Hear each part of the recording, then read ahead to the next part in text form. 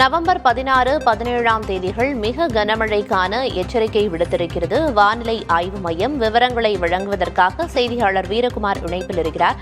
வீரகுமார், கனமழைக்கான எச்சரிக்கை 16, 17 இந்த 2 தேதிகளில் குறிப்பிடப்பட்டிருக்கு. எந்தெந்த மாவட்டங்களில் கனமழை பெய்யும்னு சொல்லப்பட்டிருக்கு? முழுமையான விவரம் என்ன?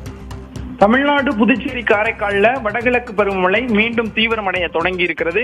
குறிப்பாக தென்மேற்கு வங்கக்கடலில் நிலவி வந்த வளிமண்டல மேலடுக்கு சுழற்சி இன்று காலை 8:30 மணி அளவுல இலங்கையை ஒட்டியிருக்கக்கூடிய தென்மேற்கு வங்கக்கடல் பகுதிகளில் குறைந்த காற்றழுத்த தாழ்வு பகுதியா வலுப்பெற்றிருக்கிறது. இது தொடர்ந்து அதற்கடுத்த 24 மணி நேரத்துல மேற்கு வடமேற்கு திசையை நோக்கி மெதுவாக நகர வாய்ப்பிருப்பதாக வானிலை ஆய்வு மையம் தெரிவித்திருக்கிறார்கள்.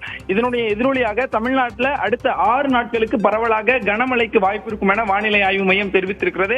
அதுல குறிப்பா நவம்பர் 16ஆம் தேதியான நாளை மற்றும் நவம்பர் 17ஆம் தேதியான நாளை மறுநாள் 2 நாட்களும் தமிழ்நாட்டில் மிக கனமழைக்கான ஆரஞ்சு நிற எச்சரிக்கை கொடுக்கப்பட்டிருக்கிறது. நவம்பர் 15ஆம் தேதியான இன்றைய தினம் கடலோர மாவட்டங்களான மயிலாடுதுறை, திருவாரூர், நாகப்பட்டினம் மற்றும் காரைக்காலில் கனமழை பெய்யக்கூடும் என வானிலை ஆய்வு மையம் தெரிவித்திருக்கிறது. நவம்பர் 16ஆம் தேதியான நாளை கடலூர், மயிலாடுதுறை, திருவாரூர், நாகப்பட்டினம் மற்றும் காரைக்காலில் மிக கனமழைக்கான ஆரஞ்சு அலர்ட் கொடுக்கப்பட்டிருக்கிறது.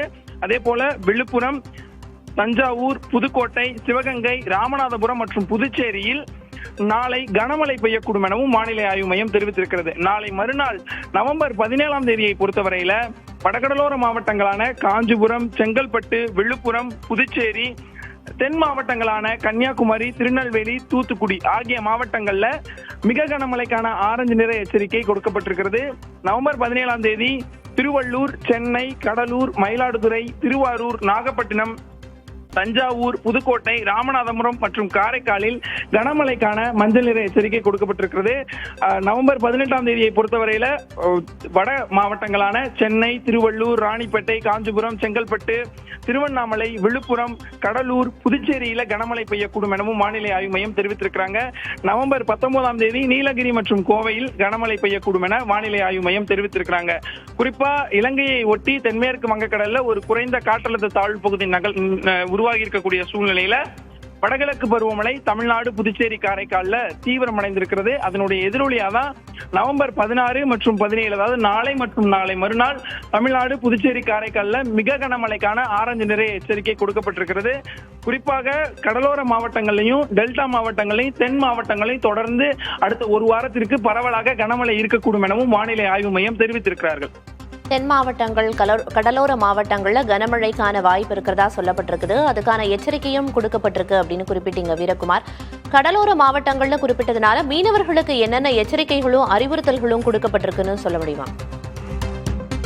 குறிப்பாக மீனவர்களுக்கான எச்சரிக்கையை பொறுத்தவரையில நவம்பர் 15ஆம் தேதியான இன்று முதல் 17ஆம் தேதி வரை தமிழக கடலோர பகுதிகள் குறிப்பாக மன்னார் வளைகுடா மற்றும் குமரிக்கடல் பகுதிகளில் சூறாவளி காற்று மணிக்கு 35 முதல் 45 கிலோமீட்டர் வேகத்திலும் இடையிடையே 55 கிலோமீட்டர் வேகத்திலும் வீசக்கூடும் எனவும் தெரிவித்திருக்கிறார்கள். அதே போல 15ஆம் தேதி இன்றைய தினத்தை பொறுத்தவரையில தென்மேற்கு வங்கக்கடல் அநேக பகுதிகளிலும் அதனை ஒட்டி இருக்கக்கூடிய தென்கிழக்கு மத்திய மேற்கு வங்கக்கடல் பகுதிகளிலும் தெற்கு ஆந்திர கடலோர பகுதிகளிலும் சூறாவளி காற்று 55 கிலோமீட்டர் வேகத்தில் வீசக்கூடும் எனவும் நாளைய தினம் தென்மேற்கு வங்கக்கடலின் ஒரு சில பகுதிகளிலும் அதை ஒட்டி இருக்கக்கூடிய மத்திய மேற்கு வங்கக்கடல் பகுதிகளிலும் சூறாவளி காற்று 55 கிலோமீட்டர் வேகத்தில் வீசக்கூடும் எனவும் வானிலை ஆய்வு மையம் தெரிவித்திருக்கிறார்கள். அதாவது குறிப்பாக இந்த 16ல இருந்து 19 வரை எச்சரிக்கையை கொடுக்கக்கூடிய அளவுல எந்தவித பாதிப்பும் இருக்காது மீனவர்களுக்கு. இருப்பினும் சூறாவளி காற்று அந்த கடற்கரைகளில் வீசக்கூடிய சூறாவளி காற்றினுடைய வேகம் இயல்பை விட சற்று அதிகரித்து குறிப்பா இலங்கைக்கு அருகில தென்மேற்கு வங்கக்கடல் பகுதிகளில் ஒரு குறைந்த காற்றழுத்த தாழ்வு பகுதி உருவாகி இருக்கிறதுனால சூறாவளி காற்றினுடைய வேகம் இயல்பை விட சற்று அதிகரித்து இடையிடையே மணிக்கு 55 கிலோமீட்டர் வரையிலும் வீசக்கூடும் என தெரிவித்திருக்கிறாங்க. எனவே தமிழக கடலோர பகுதிகள் மற்றும் இலங்கையை ஒட்டி இருக்கக்கூடிய பகுதிகளில் மீன் பிடிக்கக்கூடிய மீனவர்கள் கடலுக்கு செல்லும் போது கவனத்துடன் இருக்க வேண்டும் எனவும் வானிலை ஆய்வு மையம் தெரிவித்திருக்கிறது. விரிவான தகவல்களை வழங்கியதற்கு நன்றி வீரகுமார்.